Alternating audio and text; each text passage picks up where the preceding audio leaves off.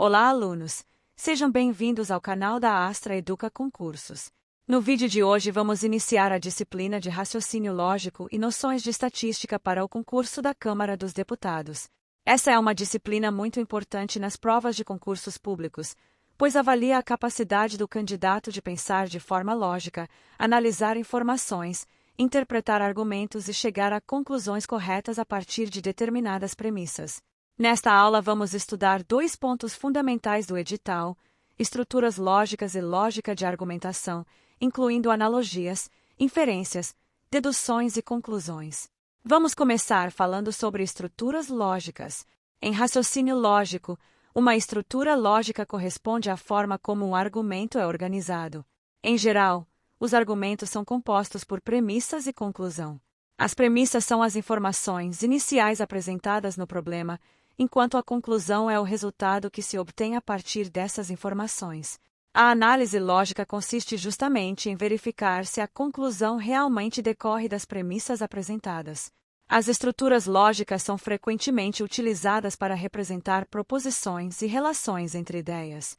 Uma proposição é uma frase declarativa que pode ser classificada como verdadeira ou falsa. A lógica analisa como diferentes proposições se relacionam entre si e como é possível construir raciocínios válidos a partir dessas relações. Em provas de concursos, muitas questões exigem que o candidato identifique a estrutura lógica de um argumento ou determine se determinada conclusão é válida com base nas premissas apresentadas. Outro ponto importante é a lógica de argumentação. A lógica de argumentação analisa a forma como ideias são apresentadas e defendidas por meio de argumentos. Um argumento é composto por uma sequência de proposições que buscam justificar uma determinada conclusão. A análise lógica permite verificar se esse raciocínio é consistente ou se apresenta falhas. Dentro da lógica de argumentação, um conceito importante é o de analogia. A analogia ocorre quando se estabelece uma relação de semelhança entre duas situações diferentes para explicar ou justificar uma ideia. Em questões de raciocínio lógico, as analogias podem aparecer na forma de comparações entre elementos ou situações, exigindo que o candidato identifique a relação lógica que existe entre eles. O objetivo é perceber qual é o padrão de relação entre os elementos apresentados. Outro conceito essencial é o de inferência. A inferência corresponde ao processo de chegar a uma conclusão a partir de determinadas informações ou premissas. Em outras palavras, inferir significa extrair uma consequência lógica com base em dados disponíveis. Muitas questões de raciocínio lógico exigem que o candidato analise um conjunto de informações e identifique quais conclusões podem ser corretamente inferidas a partir dessas informações. Também temos o conceito de dedução. A dedução é um tipo específico de raciocínio lógico em que a conclusão decorre necessariamente das premissas apresentadas. Em um raciocínio dedutivo válido, se as premissas forem verdadeiras, então a conclusão também será obrigatoriamente verdadeira. Esse tipo de raciocínio é muito utilizado em problemas de lógica formal e em exercícios que envolvem análise de proposições. Por fim, temos o conceito de conclusão. A conclusão é o resultado final do raciocínio lógico. Ela representa a ideia que se pretende demonstrar ou provar com base nas premissas apresentadas. Em provas de concursos, é comum encontrar questões que apresentam um conjunto de informações e pedem ao candidato para identificar qual conclusão pode ser corretamente extraída dessas informações.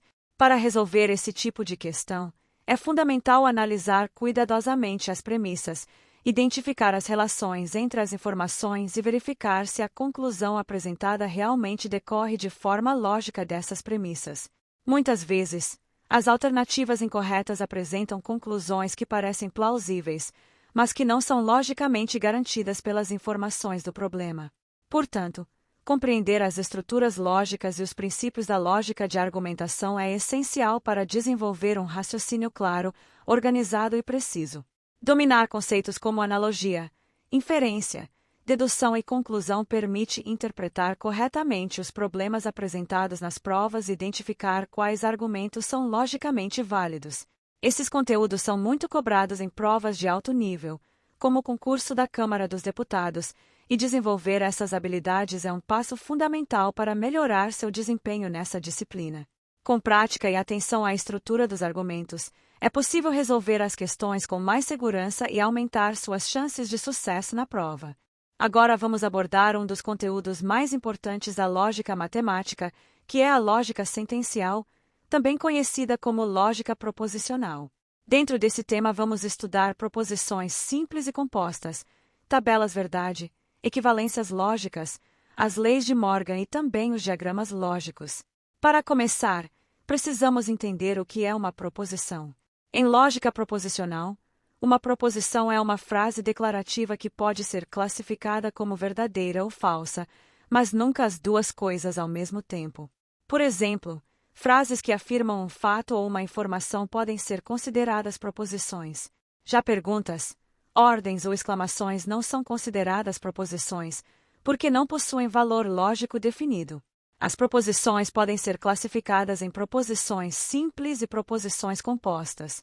As proposições simples são aquelas que apresentam apenas uma ideia e não podem ser divididas em outras proposições menores.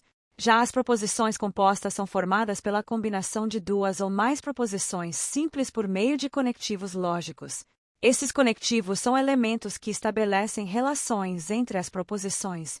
Entre os conectivos mais utilizados estão a negação, a conjunção, a disjunção, a condicional e a bicondicional.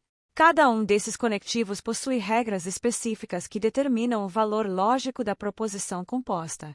Para analisar essas combinações de proposições, utilizamos as chamadas tabelas verdade. A tabela verdade é uma ferramenta utilizada na lógica proposicional para mostrar todas as possíveis combinações de valores verdadeiros ou falsos de uma proposição ou de um conjunto de proposições. Por meio das tabelas verdade, é possível determinar o valor lógico de uma proposição composta com base nos valores das proposições simples que a compõem. Esse recurso é muito importante para resolver questões de raciocínio lógico em concursos, pois permite verificar de forma sistemática como os conectivos lógicos funcionam. Outro conceito importante dentro da lógica proposicional é o de equivalência lógica. Duas proposições são consideradas logicamente equivalentes quando apresentam exatamente os mesmos valores lógicos em todas as situações possíveis. Isso significa que, independentemente da combinação de valores das proposições simples, as duas expressões produzem sempre o mesmo resultado. Em provas de concursos, é comum encontrar questões que exigem identificar proposições equivalentes ou transformar uma expressão lógica em outra que possua o mesmo significado. Dentro desse contexto também aparecem as chamadas leis de Morgan, que são regras importantes da lógica proposicional utilizadas para transformar proposições que envolvem negações. Essas leis mostram como a negação de uma conjunção ou de uma disjunção pode ser reescrita de forma equivalente. De maneira geral, as leis de Morgan indicam que a negação de uma conjunção equivale à disjunção das negações, enquanto a negação de uma disjunção equivale à conjunção das negações. Essas transformações são muito utilizadas em exercícios de equivalência lógica e simplificação de proposições. Por fim, vamos falar sobre os diagramas lógicos. Os diagramas lógicos são representações visuais utilizadas para ilustrar relações entre conjuntos ou proposições. Um dos exemplos mais conhecidos são os diagramas de Venn, que utilizam círculos para representar conjuntos e as relações entre eles. Esses diagramas ajudam a visualizar interseções, uniões e diferenças entre conjuntos, facilitando a compreensão de determinados problemas lógicos. Em provas de raciocínio lógico, os diagramas são frequentemente utilizados para resolver questões que envolvem classificação de elementos ou relações entre grupos. Portanto, a lógica sentencial ou proposicional é uma parte fundamental do raciocínio lógico e aparece com muita frequência em provas de concursos públicos. Compreender o que são proposições, saber identificar proposições simples e compostas, dominar o uso das tabelas verdade, reconhecer equivalências lógicas, aplicar corretamente as leis de Morgan e interpretar diagramas lógicos são habilidades essenciais para resolver esse tipo de questão. Esses conhecimentos fazem parte da base do raciocínio lógico e são bastante cobrados em concursos de alto nível, como o concurso da Câmara dos Deputados. Dominar esses conceitos permite analisar argumentos com mais precisão e resolver problemas lógicos de forma mais estruturada e eficiente. Agora vamos abordar 3 conteúdos importantes previstos no edital: lógica de primeira ordem, princípios de contagem e probabilidade e operações com conjuntos. Esses temas são bastante cobrados em provas de raciocínio lógico, pois exigem análise estruturada das informações e aplicação de conceitos matemáticos e lógicos. Vamos começar falando sobre a lógica de primeira ordem, também conhecida como lógica de predicados. Enquanto a lógica proposicional trabalha com proposições completas que podem ser classificadas como verdadeiras ou falsas, a lógica de primeira ordem permite analisar estruturas mais complexas da linguagem lógica. Nessa abordagem, utilizamos predicados, variáveis e quantificadores para representar afirmações sobre elementos de um determinado conjunto. Os quantificadores são elementos fundamentais da lógica de primeira ordem. Existem dois quantificadores principais: o quantificador universal e o quantificador existencial. O quantificador universal expressa a ideia de que determinada afirmação é válida para todos os elementos de um conjunto. Já o quantificador existencial indica que existe pelo menos um elemento dentro do conjunto para o qual a afirmação é verdadeira. A lógica de predicados permite representar relações mais detalhadas entre objetos, facilitando a análise de argumentos mais complexos. Agora vamos falar sobre os princípios de contagem e probabilidade, que são ferramentas muito utilizadas para resolver problemas que envolvem combinações, possibilidades e análise de eventos. Os princípios de contagem são utilizados para determinar quantas maneiras diferentes um determinado evento pode ocorrer. Um dos conceitos mais básicos é o princípio fundamental da contagem, que afirma que se uma tarefa pode ser realizada em etapas sucessivas e cada etapa possui um determinado número de possibilidades, então o número total de resultados possíveis é obtido multiplicando essas quantidades. Dentro desse tema também aparecem conceitos como arranjos, combinações e permutações, que são formas diferentes de organizar ou selecionar elementos de um conjunto. Esses conceitos ajudam a calcular quantas possibilidades existem em determinadas situações. A probabilidade, por sua vez, está relacionada à chance de ocorrência de um determinado evento. A probabilidade de um evento é geralmente calculada como a razão entre o número de resultados favoráveis e o número total de resultados possíveis dentro de um experimento. Esse conceito é muito utilizado para analisar situações em que existem diferentes possibilidades de resultado.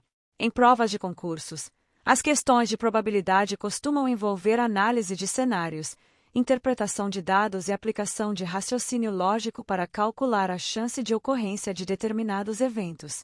Por fim, vamos abordar as operações com conjuntos. Em matemática e lógica, um conjunto é uma coleção de elementos que possuem alguma característica em comum. Os conjuntos podem representar números, objetos, pessoas ou qualquer tipo de elemento que possa ser agrupado de acordo com determinado critério. Existem diversas operações que podem ser realizadas com conjuntos.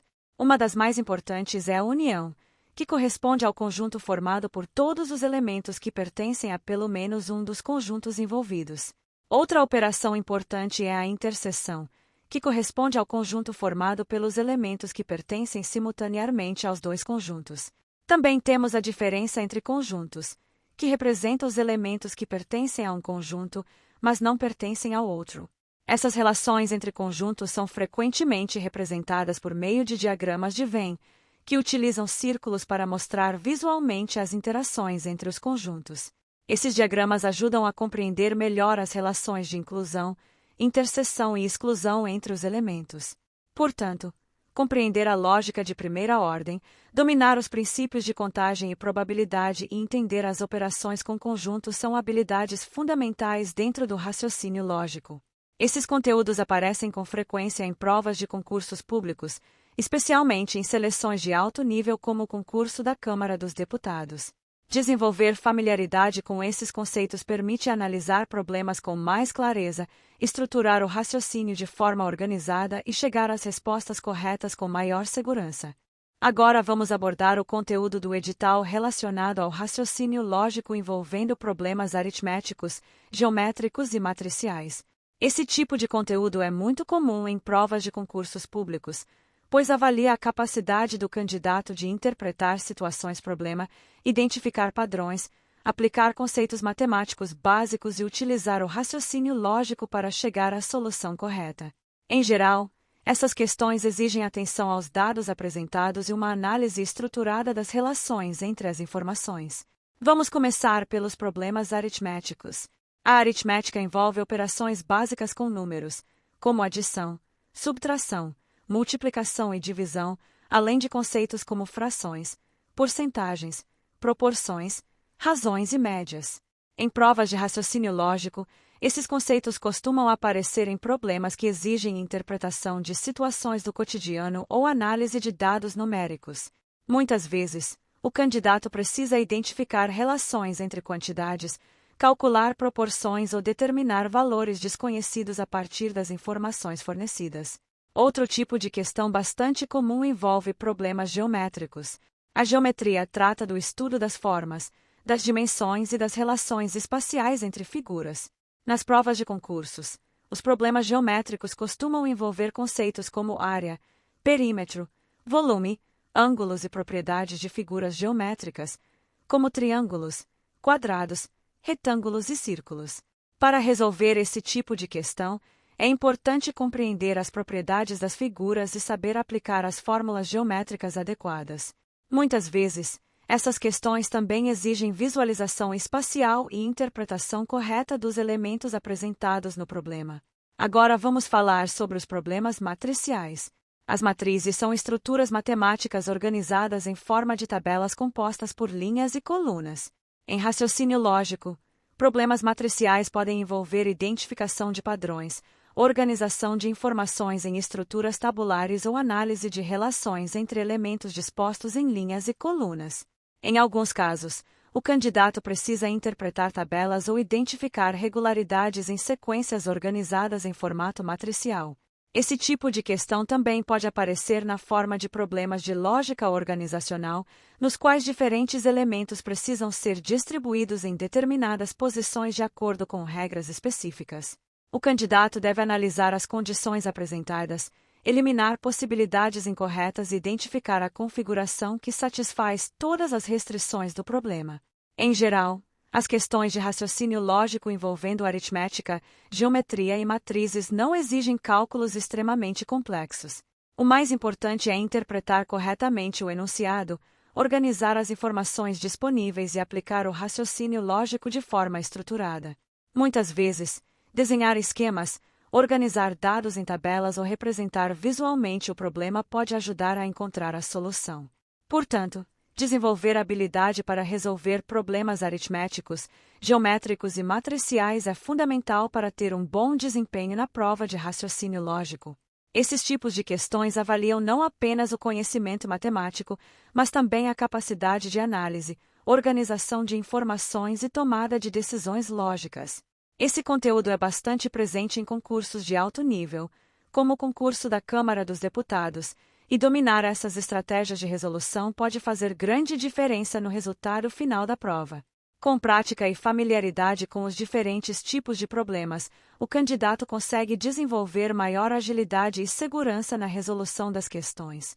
Agora vamos abordar um conteúdo muito importante do edital: estatística e probabilidade básicas, incluindo temas como medidas de tendência central, medidas de dispersão, formulação e validação de hipóteses, amostragem, viés e erro, normalização e padronização e também o conceito de outliers.